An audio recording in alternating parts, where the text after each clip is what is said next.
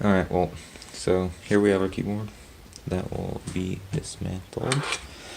The screws on the back. That was really cheap. It works. So let's proceed to dismantle them. It's probably pretty boring. Like 20 screws in this thing.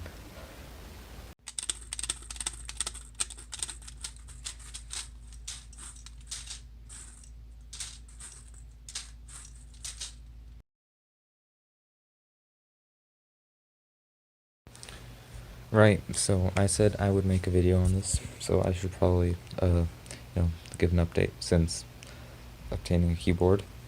This is just a top half keyboard. I kind of don't know where the bottom half is, but that's okay, I'll find it. Just use this to measure out the frame of that goes around the keys. We got this going here, this here, and yeah, you see how that lays out. We also have this bottom wonky piece of wood, which is a work in progress to say the least. It's not very straight, but we'll get there. So as far as the frame's gone along, here's the other side.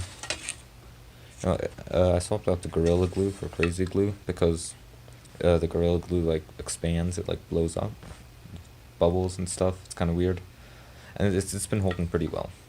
But god damn it, the bottle design, like what is this? Every time I see this, I think I've glued the bottle to the table. The frame is done here. It lines up like this, and lines up on the membrane here too.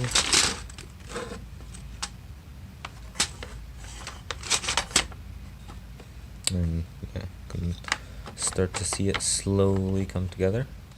Alright, so here I'm just slowly sawing off the edge here into this many keys. You can see I think I did a pretty good job. They're pretty well aligned. Some of them stick out, but can sand those down with some sandpaper over there.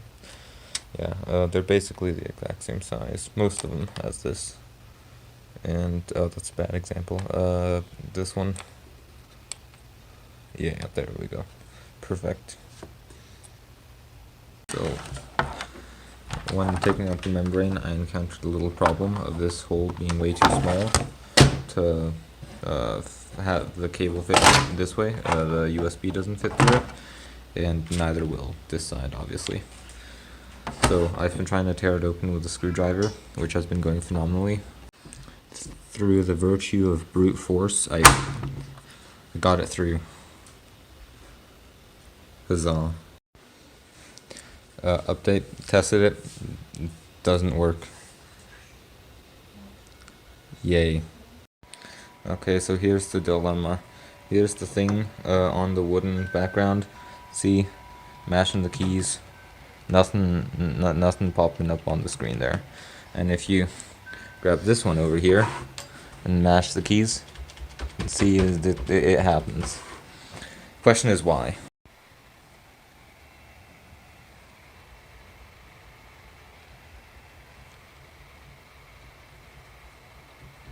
Hallelujah. Alright, so the solution was to realign this stuff a couple or a couple of millimeters downwards. Thanks, Dad.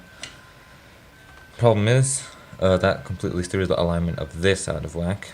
So, yeah, to correctly get the function keys aligned in the center here, this gets very covered up.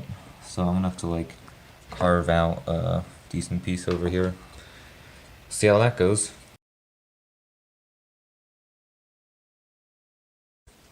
Okay, so I slapped some keys on here, on the numpad, because, that's like basically disposable. The wobble is, okay, so when you just like kind of like rub over it, it's actually not as bad as I thought, especially if there's going to be a piece of wood above and below, then the keys are actually pretty firm. When you press them down, they get a lot more wobble. Well, it took a while, but here it is.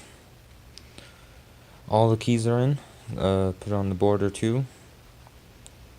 I might put in some dividers here, though I also might just not have time. Yeah, it took a sec, but, you know, here it is now. I think it's pretty cool. There's glue on this button. Yeah.